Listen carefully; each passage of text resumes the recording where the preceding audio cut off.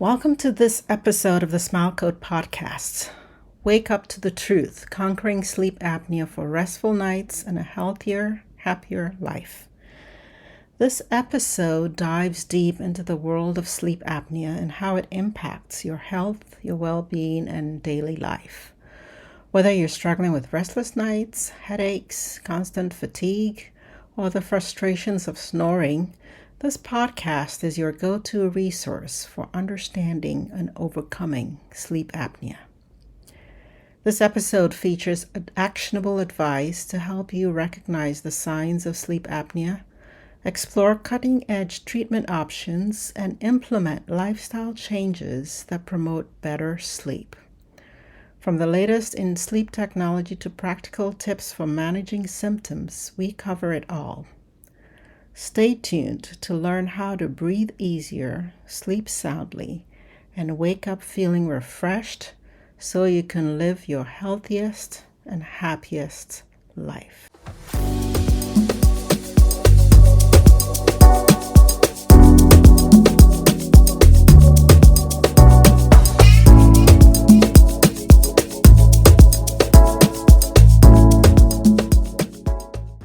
Hello and welcome to the Smile Code Podcast. I'm Dr. AC Quaidoo, and I'm delighted to be in touch with you once again. In the last episode, we had a great discussion with Dr. Patterson, an airway-centric dentist in Las Vegas, who shared valuable insights on sleep and the airway. And today we're going to discuss further the topic of sleep apnea, steps to take to address it, as well as simple breathing exercises you could institute as part of your bedtime routine to help you reduce snoring, get better sleep, and improve overall health, wellness, and happiness. Sleep apnea is a sleep disorder characterized by repeated interruptions in breathing during sleep. These interruptions, known as apneas, occur when the muscles in the throat relax too much, causing a temporary blockage of the airway. This can lead to reduced oxygen levels in the blood and disrupt normal sleep patterns. And there are three main types of sleep apneas. The first is obstructive sleep apnea, commonly referred to as OSA. This is the most common form and is caused by a physical blockage of the airway, usually due to the relaxation of the throat muscles. The second type of sleep apnea is central sleep apnea, or CSA, and it occurs when the brain fails to send proper signals to the muscles that control breathing. And the third type of sleep apnea is referred to as the complex sleep apnea syndrome, also known as mixed sleep apnea. And this is a combination of obstructive and central sleep apnea. Now, sleep apnea can lead to various health issues, including daytime fatigue, high blood pressure, heart problems, headaches, and more if left untreated. If you suspect you have sleep apnea, taking the right steps is crucial for diagnosis and treatment. So here's a guide to help you navigate that process. First, you have to recognize the symptoms. And common symptoms of sleep apnea include loud snoring, episodes of stopped breathing during sleep, gasping or choking during sleep, excessive daytime sleepiness, puffy eyes, morning headaches, difficulty concentrating, irritability, or mood changes. These are all common symptoms of sleep apnea. So once you recognize these symptoms or become aware of these symptoms, it's time to consult with a healthcare provider. Your primary care physician or a sleep specialist can assess you and determine what the severity of your problem is. You want to be ready to describe your sleep patterns, your lifestyle habits, and any symptoms that you or your partner have noticed. And the doctor may examine your throat, your neck, and mouth for physical signs of sleep apnea. Be ready to have an assessment done. You may have to fill out a sleep questionnaire. Your doctor may ask you to complete a series of questions to evaluate your risk level. They may also order a sleep study. And if sleep apnea is suspected, you may be referred to a sleep specialist for further evaluation. There are many, actually not many, there are a couple of options when it comes to sleep studies. The first is the PSG, or the polysomnography. It's a sleep study that's conducted in a sleep lab. This comprehensive study monitors your brain waves, your blood oxygen levels, your heart rate, and breathing patterns. And then the other sleep study option is the home sleep apnea test, HSAT, which is a more convenient option for some people. And this test is conducted at home and may include devices like a remote sleep ring. Your sleep specialists, your insurance, I guess your sleep specialist in conjunction with your insurance can provide you with a remote sleep ring, which is a small device worn on your finger, and that tracks oxygen levels, your heart rate, and movements during sleep. So if you have to wear this ring, you follow the instructions, make sure it fits comfortably, that the sensor is correctly positioned. You'll want to try to maintain your usual sleep routine while wearing the ring to ensure you're getting accurate results. And after completion, you will return the ring to the sleep clinic or follow instructions for syncing the data on the sensor. And this can be done remotely.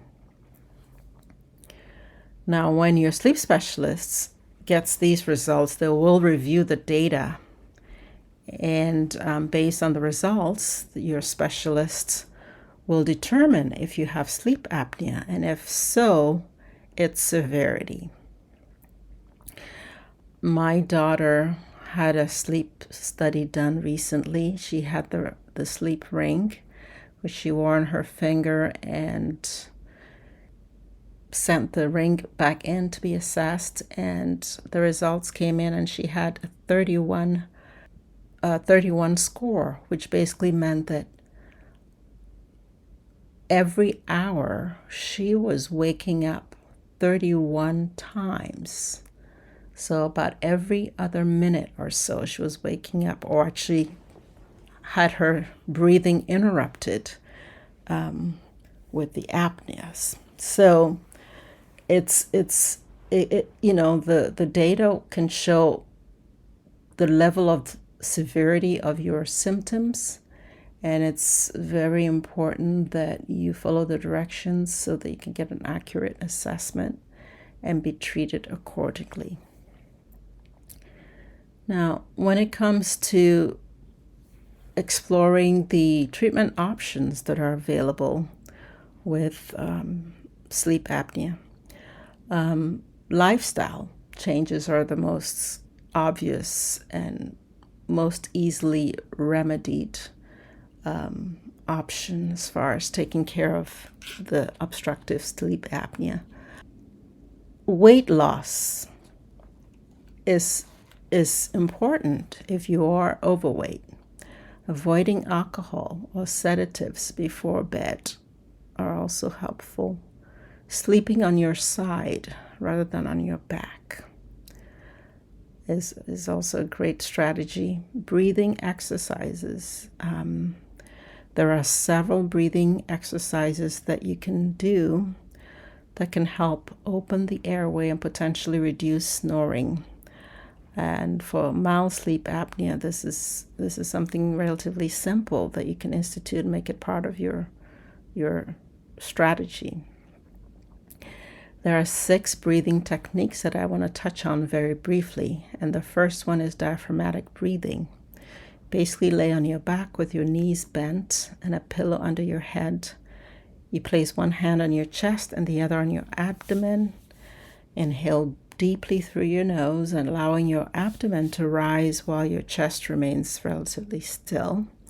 And then you exhale slowly through your mouth, feeling your abdomen fall. The benefits of diaphragmatic breathing are that it strengthens the diaphragm, promotes relaxation, and encourages deep, efficient breathing. The next type of breathing exercise is nasal breathing. Basically, close your mouth, inhale deeply through your nose, exhale slowly and completely through your nose. The benefits of nasal breathing are that it keeps the airway more stable and reduces the risk of airway collapse. There are also some tongue and throat exercises that can be done to help mitigate the effects of airway collapse. And that is to press the tip of your tongue against the roof of your mouth and slide it backward for several repetitions. You want to suck your tongue upward to the roof of your mouth and hold it there for a few seconds. And repeat vowels like A, E, I, O, U in an exaggerated manner. The benefits of this exercise, throat and tongue exercise, is that it strengthens the muscles of the tongue and throat and can help reduce airway obstructions. The fourth breathing technique is known as the alternate nostril breathing, also known as Nadi Sodhana. And to do this, you sit in a comfortable position with your spine straight, close your right nostril with your right thumb, and inhale deeply through your left nostril. And you close your left nostril with your right ring finger and exhale through your right nostril. You inhale through your right nostril, close it with your thumb, and exhale through your left nostril. And continue this pattern for several minutes. And the benefits are that it promotes balanced breathing and relaxation, potentially improving airway patency. The fifth breathing technique is also known as the Buteyko breathing technique. And to do this, you sit comfortably and take a normal breath in through your nose. Exhale normally, then pinch your nose and hold your breath. Hold your breath until you feel a strong need to breathe, and release your nose and breathe gently through your nose, trying to maintain calm and shallow breathing. And the benefit here is that it encourages nasal breathing and helps reduce hyperventilation, which can improve airway stability. The last breathing technique I want to touch on is called humming breathing. To do this, you inhale deeply through your nose, exhale while humming gently, and focus on the vibration in your throat and chest as you hum. The benefit of this technique is that the vibrations can help to open the airway and promote relaxation. So incorporating these breathing exercises into your bedtime routine can help improve breathing patterns, reduce snoring, and potentially alleviate some of the symptoms of sleep apnea. Remember, though, that breathing exercises can be a beneficial part of a broader strategy to reduce snoring and manage mild sleep apnea, especially when combined with other treatments. However, they should not replace professional evaluation and treatment for more severe cases. So if you or someone you know has symptoms of sleep apnea, it's crucial to consult a healthcare provider to ensure a proper diagnosis and receive comprehensive care.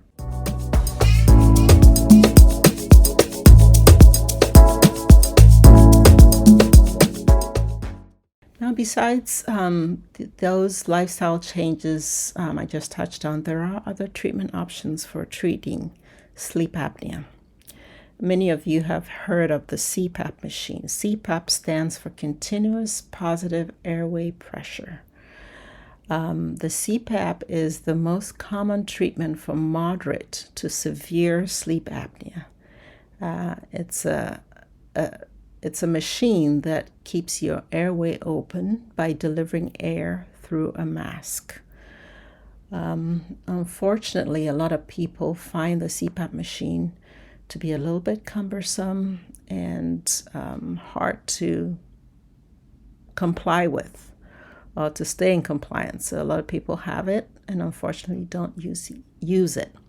Luckily, there are a lot of oral appliances that can be and devices that can be fitted by your dentist, and that these devices reposition your jaw and tongue to help keep the airway open.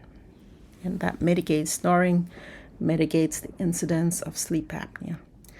So your medical doctor will probably, or your sleep doctor will probably be the one prescribing the CPAP machine. But there are other options, and your dentist can help get you fitted for a device that will help keep your mouth, your tongue away and your airway open during sleep to mitigate the effects of snoring and sleep apnea. Now, in some severe cases, surgery may be recommended to remove excess tissue, correct structural issues, or reposition the jaw. Another treatment option is positional therapy, and these are just aids that help you sleep in a position that reduces apnea episodes, such as special pillows or wearable devices. As with any treatment, follow-up and ongoing care is critical. You need to make sure you get regular checkups, continue to see your sleep specialist or dentist, for that matter, to monitor the effectiveness of your treatment. Your treatment may need to be adjusted over time based on your response and any changes in your condition. And you may also consider joining a support group or engage in educational programs to manage your sleep apnea more effectively. By following these steps, you can effectively manage sleep apnea, improve your quality of sleep, reduce the risk of associated health problems, and live a healthier, more balanced, and fulfilled life. So quality sleep is so foundational to living a healthy, fulfilling, and happy life, and should therefore be a critical focus for everyone. So that's it for this episode of The Smile Code. Please like or share it if you found it helpful. So until next time, this is Dr. Quaidoo signing off. Sleep well and keep smiling.